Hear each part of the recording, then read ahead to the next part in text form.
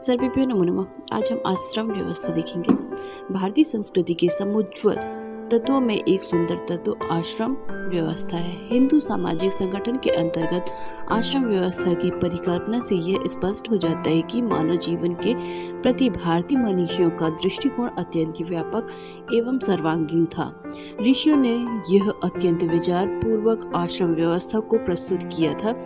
जिस प्रकार वर्ण चतुष्टय भारतीय संस्कृति की प्रमुख देन है, उसी प्रकार आश्रम व्यवस्था भी भारतीय संस्कृति का एक प्रमुख अंग है। आश्रम शब्द की व्युत्पत्ति आ उपसर्ग पूर्वक श्रम धातु से हुई है। आश्रमयन्ति अस्मिन् इति आश्रमः, अर्थात एक ऐसा जीवन स्तर जिसमें व्यक्ति खूब श्रम करता है। अतः आश्रम से अभिप्राय जीवन के ऐसे स्तरों से है जहाँ मनुष्य क्रमशः परिश्रम करता रहता है। आश्रम का शब्दार्थ विश्राम का स्थान है, अतः यह शब्द घर, कुटी आदि का पर्याय भी है। आश्रम का अर्थ उद्योग एवं प्रयत्न से है। प्रत्येक आश्रम की अपनी अलग स्थिति है तथा प्रत्येक आश्रम में व्यक्ति तत्व संबंधी कार्य करता है। यह कार्य ही इसका श्रम है। अब हम आश्रमों की संख्या देखेंगे। आश्रमों की संख्या के संबंध में आधुनिक विचारकों में पर्याप्त विवाद रहा है। प्रारंभिक उपनिषदों तथा मनुस्मृति में आश्रमों की संख्या 3 कही गई है। ब्रह्मचर्य, गृहस्थ एवं प्रवृत्ति, ये 3 ही धर्म स्कंद कहे गए हैं। किंतु जाबालोपनिषद ने स्पष्टतः 4 आश्रमों का उल्लेख किया है और परवर्ती सूत्र तथा एवं स्मृति काल में सर्वत्र आश्रम संख्या 4 ही है। मनुस्मृति में एकाधिक स्थल को छोड़कर अन्यत्र 4 ही आश्रमों का वर्णन है। भारतीय संस्कृति में प्रत्येक प्राणी के लिए 100 वर्ष की आयु की कामना की गई है। 100 वर्ष की अवस्था का 4 भागों में विभाजन किया गया है, जो आश्रमों के नाम से प्रसिद्ध है।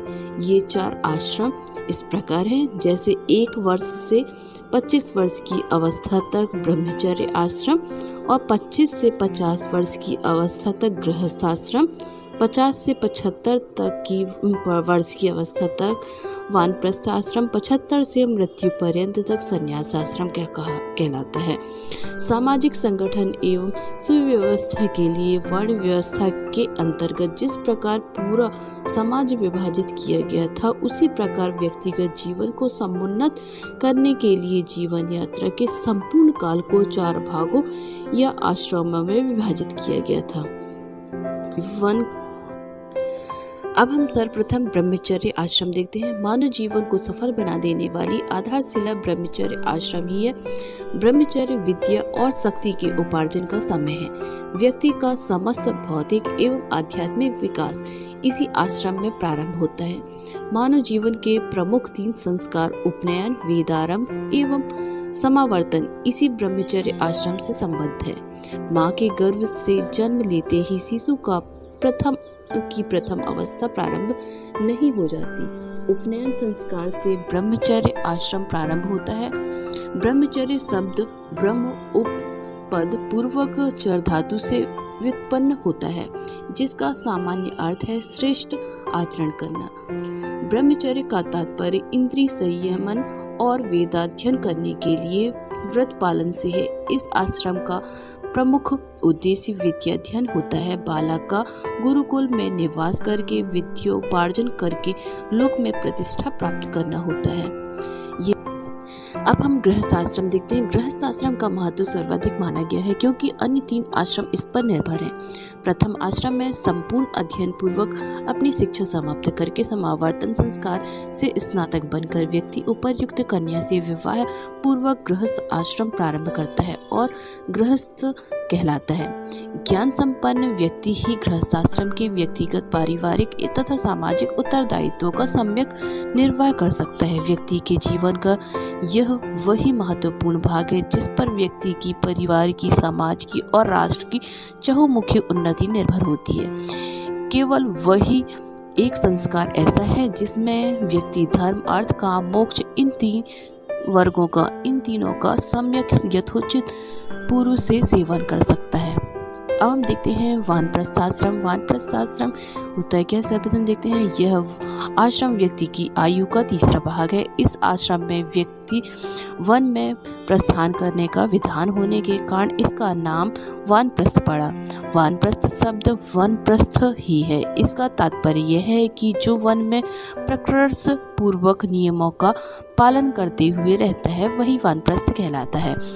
वानप्रस्थियों को वन में कंदमूल फल मात्र खाकर विभिन्न प्रकार के से कठोर तपस्या करनी चाहिए। प्रतिदिन पंचमहायज्ञ करें तथा अतिथि सत्कार करें और भूमि मात्र पर ही शयन करें। यह वानप्रस्थ आश्रम के अंतर्गत ये सब चीजें आती है।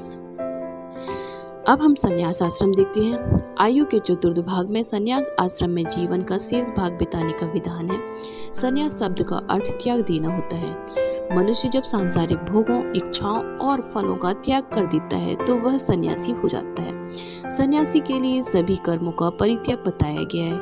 मनु यह भी बताते हैं कि सन्यासी को नितांत अपरिग्रही होना चाहिए तथा अपने पास कुछ भी नहीं रखना चाहिए। भिक्षा द्वारा भोजन करना चाहिए तथा अधिक भोजन नहीं करना चाहिए। मनु ने यह भी निर्देश दिया है कि सन्यासी को केवल भिक्षा पात्र, जल पात्र, जीर्ण शीर्ण किंतु स्वच्छ पात्र धारण करना चाहिए।